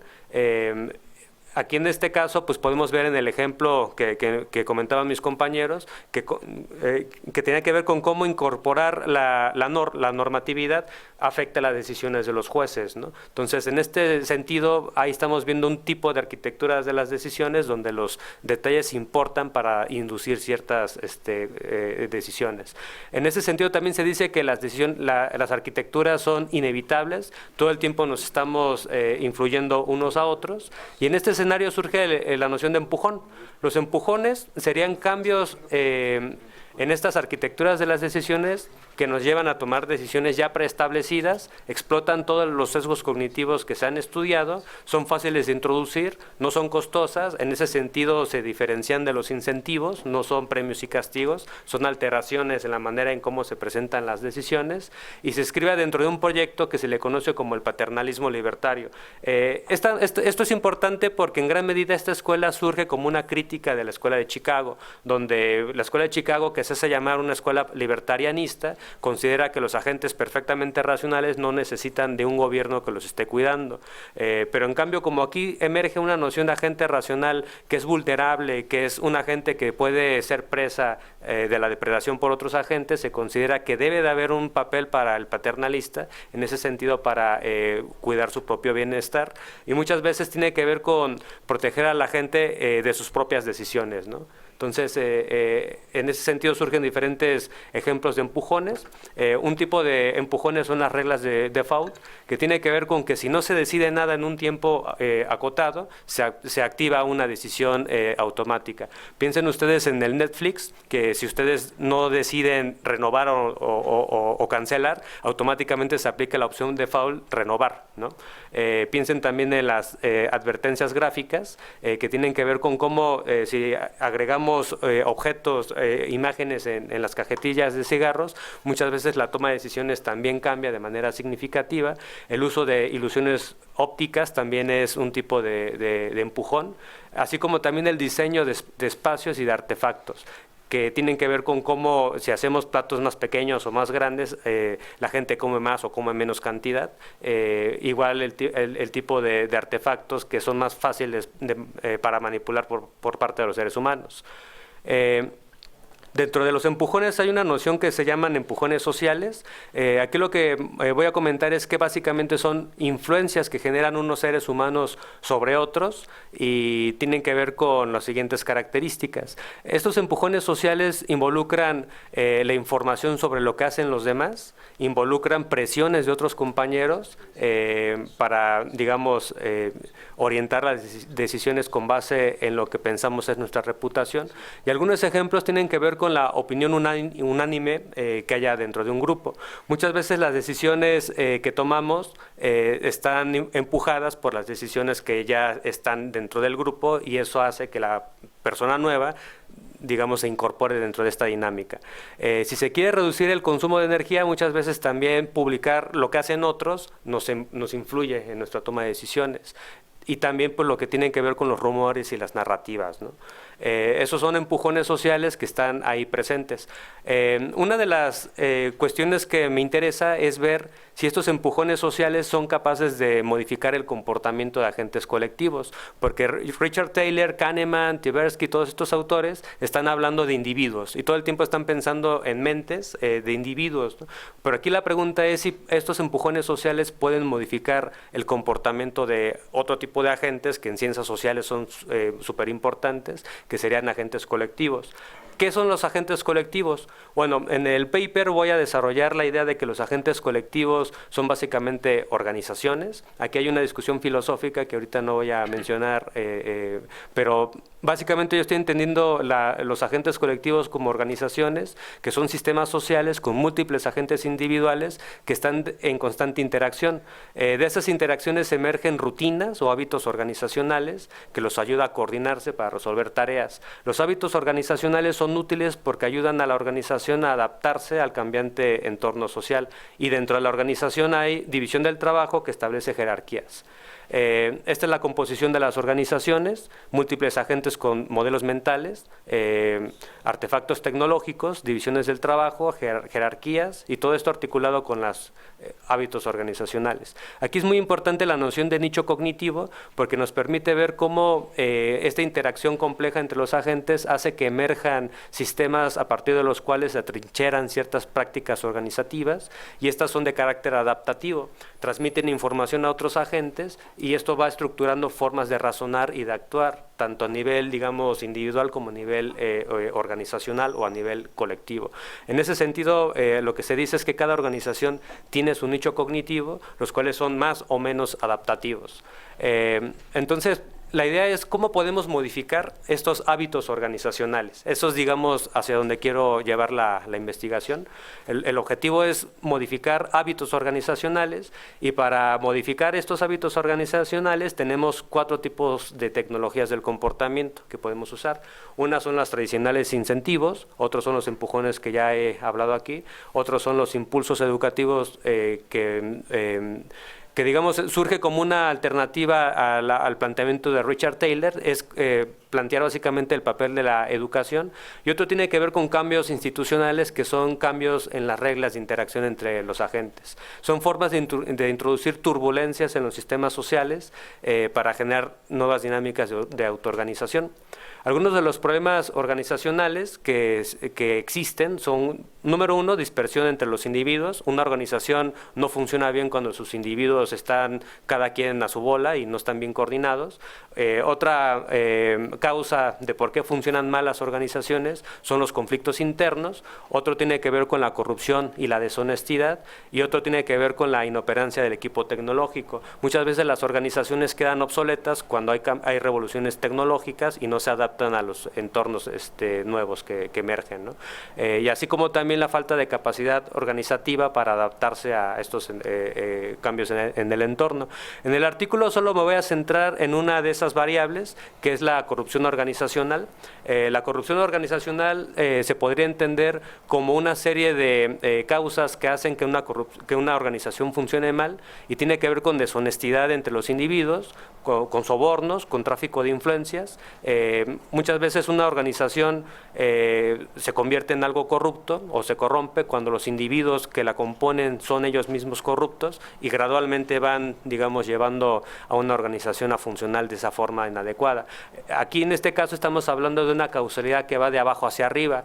Hay otro tipo de dinámica, que es cuando la organización ya está corrompida, y cuando entran nuevos individuos, por más, digamos, morales que sean, se van a ir corrompiendo. En este contexto estamos hablando de cómo la organización corrompe a los individuos, y hay una causalidad de arriba hacia abajo.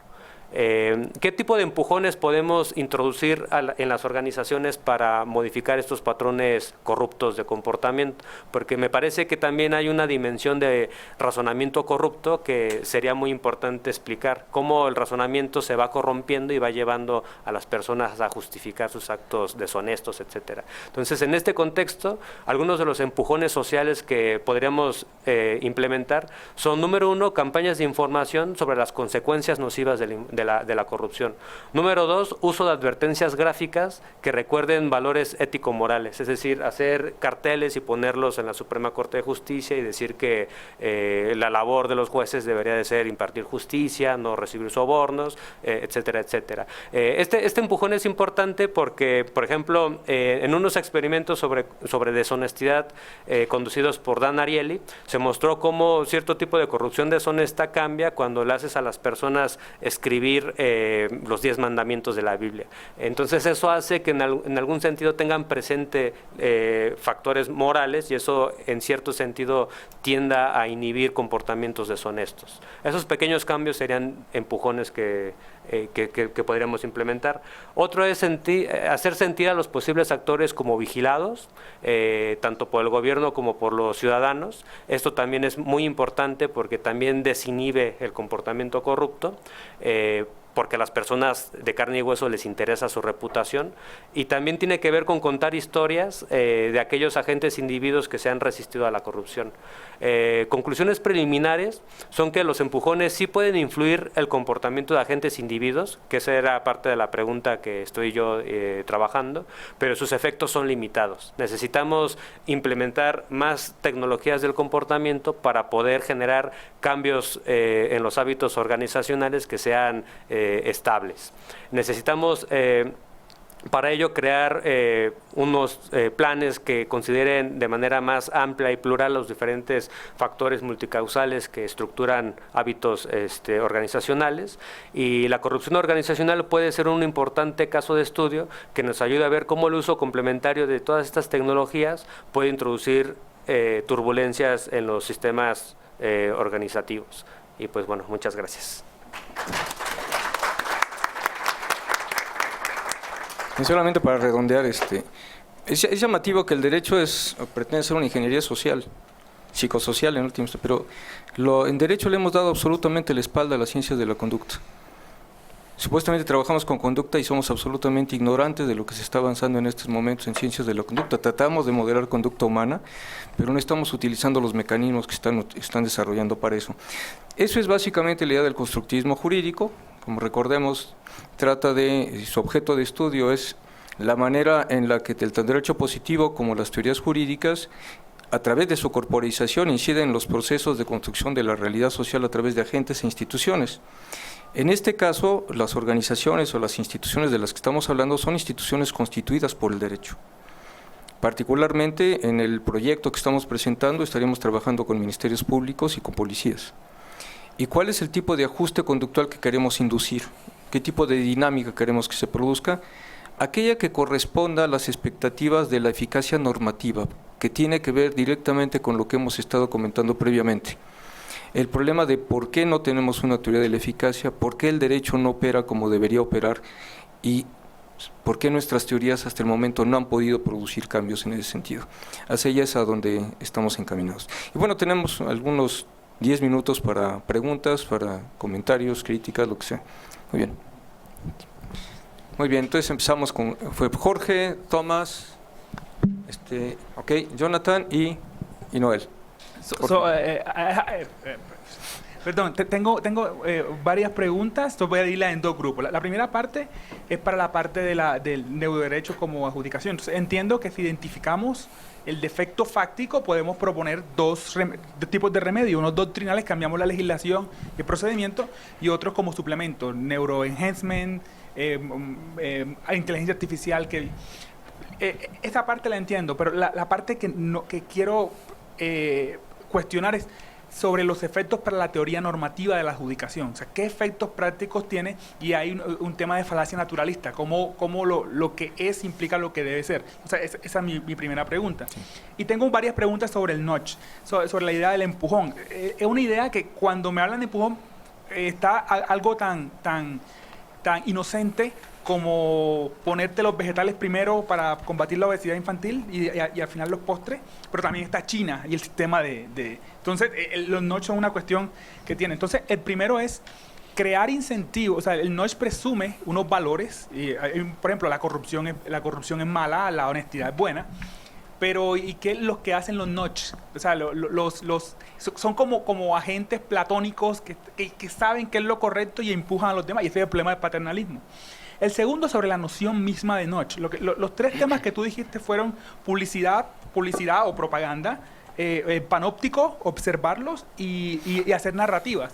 Pero eso cuenta específicamente bajo la noción de Sunstein de notch. No sé, o sea, o sea, eso me parece cualitativamente diferente de ponerte la comida al frente o de ponerte un plato pequeño.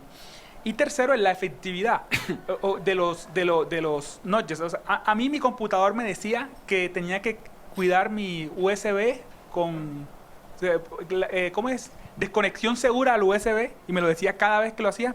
Jamás lo hice y jamás pasó nada. Entonces, cuando nos dan la advertencia, naturalizamos la advertencia y no le prestamos atención nunca más. Es algo, se convierte en algo natural y pierde efecto. Entonces, por eso encuentro como la diferencia cualitativa. La comida siempre va adelante y entonces y es como un notch más fuerte, pero la publicidad me parece más débil. Muy bien. Hola, mis cuestiones son un poco parecidas con las de Jorge. Primeramente, sobre el trabajo del grupo, que considero como un todo, ¿no? Yo veo una influencia del pensamiento de Hume en la base filosófica del experimento, de la idea de que todo lo que tenemos son las emociones, porque la moralidad y las normas que no pueden ser justificadas a partir de hechos, no hay ninguna explicación para ellas. Entonces habría una especie de escepticismo implícito. ¿Está correcta esa interpretación? Porque yo tengo una cierta simpatía o curiosidad, mejor diciendo, por las teorías naturalistas de la normatividad. Pero mi pregunta es si no habría también otras formas de fundamentación metaética que pueden estar siendo excluidas por esas teorías. Esa es una pregunta. En el mismo sentido es hacer explícita la concepción de moral, o sea, al momento de decir esto es la moral, hacer explícita una concepción de moral que está excluyendo otras posibles alternativas que quizás también sean compatibles con modelos de aprendizaje. Una otra cosa que esa parte no conseguí seguir todo el razonamiento porque me confundí un poco, pero me pareció que cuando ya hablábamos de los resultados de los experimentos, se ponía un dilema moral y después un dilema jurídico y después un dilema jurídico Moral. Moral. Y las conclusiones implican una hipótesis de separabilidad cerrada entre el derecho y la moral, o no, o del punto de vista biológico son muy parecidas, porque yo que pensaba cuando escuchaba el relato de la experiencia, era que si no es posible decir que el caso jurídico-moral no sea solo un caso moral donde hay una razón adicional y un poco más intensa. ¿Puede ser esa una explicación o no? ¿O está excluida?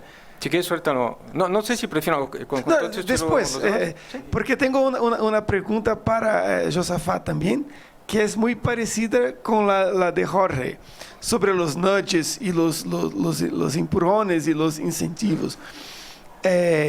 ¿No sería necesario haber una fundamentación moral robusta para esos incentivos? Esa es mi pregunta. Gracias. Muy bien, gracias. ¿Contestamos esto y luego vamos con Jonathan y con Noel? ¿Sí? Aunque lo mío Jonathan también. Quizá lo mío, de una vez les digo, porque es cercano a lo que ellos están comentando, porque a mí cuando presentaron Lidia la cuestión de, por ejemplo, el modelo de Haidt, ¿no? Como que primero ahí están las intuiciones morales y después el razonamiento moral, ¿no?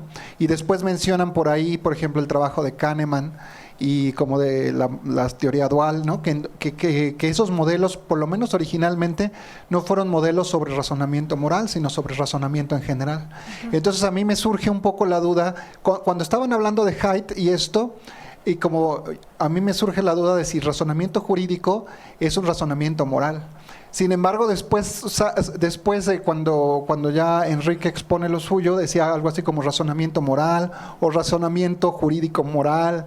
O sea, como no me queda claro como la naturaleza del razonamiento jurídico estaría más identificado con el razonamiento moral o con el razonamiento más como una teoría general de razonamiento, como originalmente las teorías duales lo defendieron o no, o cómo estaría. Por ejemplo, Enrique por ahí dice, cuando habla de esta línea P260, cuando dice algo así, que existe una onda distintiva entre lo jurídico moral y no lo moral, ¿no? Entonces, como de repente sí sería bueno aclarar esta cuestión de ¿qué sería el razonamiento moral? ¿Qué sería el razonamiento jurídico?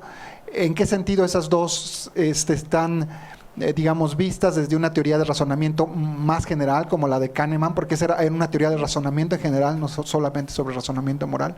Esa fue la duda que tengo, ¿no? Es que está relacionado, creo, con lo que los dos comentaron. Entonces, Noel, por favor. Gracias, muy interesante la presentación. Tengo una pregunta más puntual acerca de metodología. Estaba interesado en saber cuántos estímulos han presentado para los jueces. Creo que cuando presentó los resultados eran resultados agregados de todos los 15 jueces. Sí. Entonces, analizaron también individualmente cada uno de los jueces separadamente, porque me interesa saber si todos más o menos estaban decidiendo de la misma forma o si hay un caso extremo y radical que está cargando todos los otros y cosas de este tipo. Bien. Bueno, primero que nada, muchísimas gracias. En realidad la primera vez que discutimos el proyecto con gente de filosofía del derecho. Es más, la primera vez que lo discutimos propiamente. Tuvimos alguna intervención en el Congreso Internacional de Ciencias Cognitivas, pero el espacio era muy corto para discutirlo. Con respecto a las implicaciones jurídicas de la falacia naturalista en la teoría de la adjudicación, ¿qué implicaciones podría tener? Hemos encontrado, es decir, un mismo caso jurídico se puede resolver de maneras diferentes. Aquí la idea de que hay una sola respuesta correcta, yo creo que empíricamente se relativiza mucho. ¿Qué es lo que podemos encontrar? Distintos jueces pueden tener soluciones distintas, utilizando el derecho, construyendo argumentos distintos o incluso identificando las piezas del mecano que vas a ensamblar para construir tu argumento en función de cierto soporte que no es estrictamente jurídico-moral. Pongo un ejemplo, que es un ejemplo real. Un juez de primera instancia llegan y le enseñan a unos señores, unos abuelos, el video de una señora en estado de calle, en situación de calle, alcoholizada, drogada, con un niño en el camellón, como de 5 años, corriendo peligro. Entonces, lo que piden los señores al juez de familia es que les concedan a ellos la potestad de los niños. La respuesta del juez de primera instancia fue sorprendente. Dice, sí, pero previo juicio de interdicción. Un juicio de interdicción te lleva alrededor de 1 año y medio o 2. ¿Qué haces 1 año y medio o 2 con el niño en esa situación? Pasa a sala, Tribunal Superior de Justicia. ¿Y qué es lo que dice el tribunal? No entiendo por qué no rescató, no propiamente de la ley, pero sí un concepto de dogmática, que es el concepto del interés superior del menor. ¿Qué es lo que estamos viendo ahí? Que hay actitudes diferentes que tienen que ver con qué tan empático eres o no, actitudes morales, que están en la base de qué es lo que haces tú con el derecho. ¿De qué manera te puede ayudar esto? Bueno, si tú logras identificar que ciertos operadores, como decía en el caso de los de los policías, o no sé, espero no encontrarlo en los agentes del Ministerio Público o no en todos, te encuentras que las zonas de carácter empático están totalmente apagadas, ahí hay un problema que tienes que atender y no lo puedes atender repitiéndoles el Código Penal. Tienes que pensar en otro tipo de estrategias, por ejemplo, instrucción empática. Entonces, que es una capacitación diferente para hacer una instrucción empática de los operadores jurídicos y que procesen no únicamente con decisiones jurídicamente válidas, epistémicamente justificadas, pero también lo más aceptablemente posible desde el punto de vista moral. Es un ejemplo de las implicaciones prácticas que podría tener esto.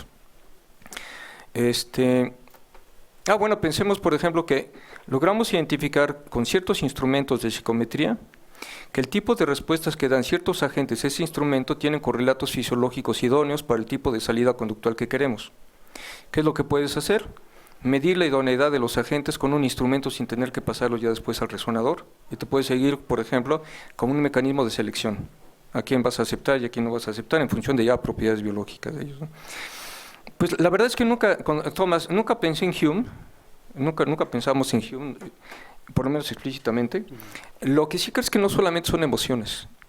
Yo creo que, como más bien diría Damasio, se involucra todo un sistema muy sofisticado. En neurociencia social tú asumes que puedes estudiar los fenómenos desde un punto de vista molecular, desde el punto de vista endocrino, desde el punto de vista neurológico, desde el punto de vista psicológico, desde el punto de vista conductual. Todo esto es un gran sistema complejo. Algunos se conectan, como en el caso de trabajos de neuroendocrinología. Nosotros solamente estamos aislando el diseño de la investigación a nivel neurológico. Creemos que las emociones también son una propiedad emergente de toda esta enorme cantidad de variables que inciden ahí. Entonces, no creo que solamente hablemos en términos de emociones, ni que eso nuble la razón, porque a fin de cuentas vimos que algunos jueces también están modulando su toma de decisiones, y es algo que no comenté, pero que puede ser muy interesante y se vincula con lo que preguntó Noel. Estamos estudiando los jueces, estamos empezando a estudiar los jueces individuales, tenemos una matriz que va a ser una base de datos, pero sí hemos identificado ciertos estilos de decisión de ellos. En la salida conductual, no únicamente les preguntamos sí o no, les preguntamos por qué. Y aquí viene una parte sumamente interesante que estamos empezando a explorar. Las razones que te dan para decidir, si tú hicieras una frecuencia estadística de cuántos te dijeron de con base en la ley, yo creo que no pasa del 10%. ¿Qué identificamos? Teorías implícitas, experiencias subjetivas, sesgos cognitivos, fallos cognitivos. Por poner un ejemplo muy, muy sintomático. Una de las fichas dice, imagina tú que una señora para acallar a su bebé pone la mano en la boca, se asfixia, para evitar que unos sicarios que están entrando a su casa suban y la maten a ella y a sus otras hijas. Después de haber puesto el artículo del Código Penal por infanticidio, ¿sancionas o no sancionas?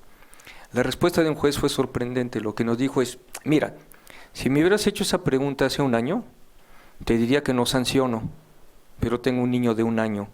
Y para mí la paternidad, ella entonces metió teoría implícita junto con experiencia subjetiva.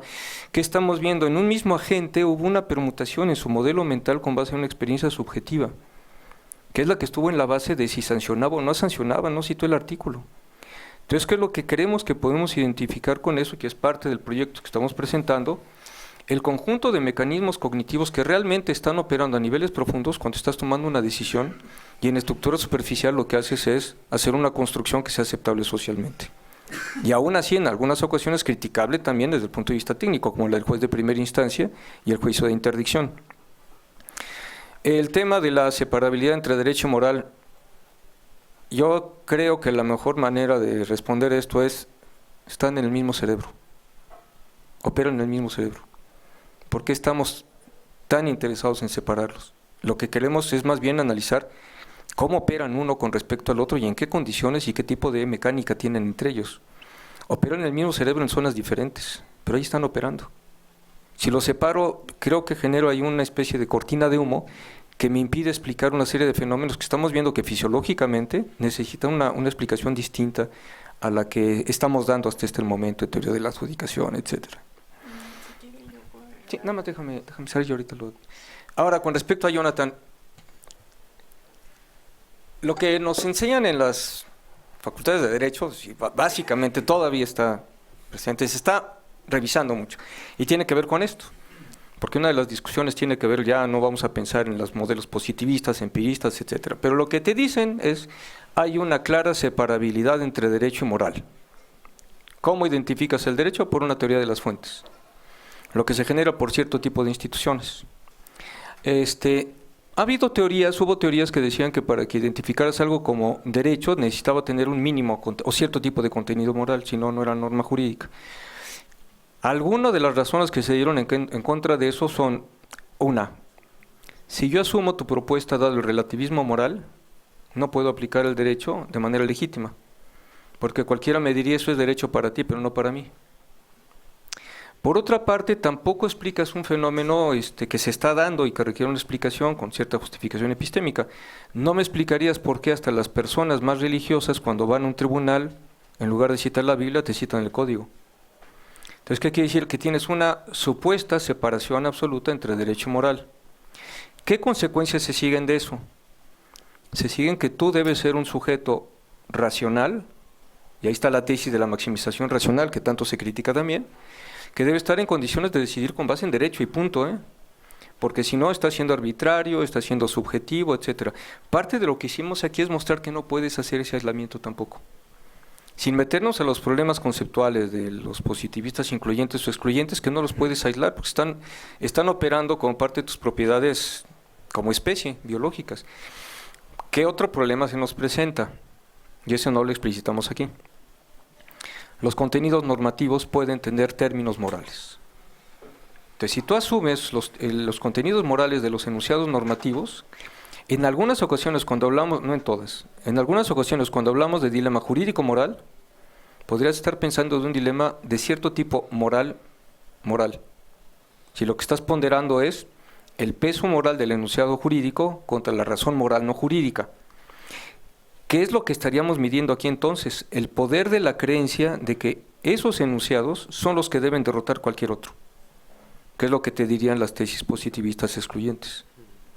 Entonces, sí, y metodológicamente estamos analizando qué pasa con los jueces, pero lo que estamos encontrando es que hay una gran diversidad en sus procesos. Y algunos tienen un estilo bastante estandarizado de decidir. Si alguien te presenta fallos cognitivos en una decisión, te lo está presentando en varias. Bueno, Lidia, ¿quieres comentar algo? Quizás para aclarar un poco lo que comentaba Jonathan, más bien tenemos 2 evaluaciones. En estas 2 evaluaciones utilizamos tanto fichas con dilema y fichas sin dilema. Como lo mostró el doctor Cáceres, la ficha con dilema es una que puede tener una potencial justificación dentro de la ficha, como un doctor asesinó a su paciente para quitarle un riñón porque iba a ser necesario para otro paciente, por poner algo, ¿no? Y en la otra, pues sí, mató a su paciente, pero no hay una justificación más o menos clara de por qué lo hizo. Entonces, esos 2 tipos de variantes de ficha se sometieron a 2 evaluaciones, una evaluación jurídica y una evaluación moral, en términos de la pregunta que se les hacía. En la evaluación jurídica se les hacía la pregunta más en el sentido de si sancionarían o no, y en la evaluación moral era más en términos de si consideraban que la acción era buena o era mala. Eso es básicamente, no sé si aclararía un poco más. Y para la pregunta de Noel también, tenemos 46 casos y en términos de las mediciones también hay variaciones individuales, que lo que hemos visto en la literatura es que esas variaciones individuales se pueden enfrentar sometiendo los datos a un análisis de normalidad y pues ya, es básicamente lo que tenemos hasta el momento. Y vamos a plantear la posibilidad de hacer comparaciones más elaboradas estadísticamente, porque también estamos viendo esta parte, les decía el doctor que capturamos las justificaciones de por qué decidían así. Vamos a ver cómo se relacionan, por ejemplo, lo que hay a nivel conductual, lo que hay a nivel de las señales fisiológicas y lo que podemos obtener a partir de la argumentación que ellos están dando de esa decisión. Entonces, lo que queremos hacer es como un modelado lo más completo posible de todos los datos que podamos obtener para no dejarlo como tan determinista de decir, pues es por eso, y estamos siendo muy cuidadosos en el análisis que estamos elaborando. Sí, algo que se me pasaba rápidamente, con respecto a distintas teorías morales. En Estados Unidos se está generando un sistema supuestamente que a través de apps lo que te va a ser tu consultor moral. Entonces, si tú estás en un momento y quieres saber cómo te debes comportar, ves a tu consultor moral. El problema es que el consultor moral se está generando a partir de lo que la gente opina. Es una especie de deep learning, data mining, etcétera. ¿Qué problemas tienes ahí? Bueno, alguien te diría, bueno, ¿y qué pasa con qué teoría moral estás adoptando? Claro, eso genera problemas también porque en la era de Trump, quién sabe cuál sería la moral predominante, ¿no? Nosotros evitamos suscribir algún tipo de teoría moral. Si ustedes ven, no hicimos alusión a ninguna. ¿Qué es lo que creemos? Que hay cierto tipo de intuiciones morales que emergen de manera natural por ciertas propiedades cognitivas. Algunas de ellas pueden ser la teoría de la mente y fisiológicamente, y estoy especulando, podrían estar involucrando el sistema espejal. ¿Por qué es que a mí me genera compasión lo que te puede pasar a ti? No necesito ser ético ni tener una suscripción moral de ninguna clase. La gente común y corriente tiene cierto tipo de actitudes morales que son derivadas probablemente de eso, de que yo, ejerciendo teoría de la mente, me puedo poner en tus zapatos gracias al sistema espejal, etc.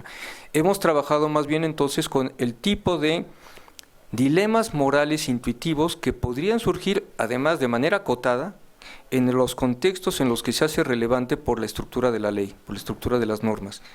En lugar de estar pensando en cierto tipo de teoría moral que construya la elaboración, porque no queremos medir cierto tipo de moral, porque los jueces tampoco están suscribiendo teorías morales cuando deciden.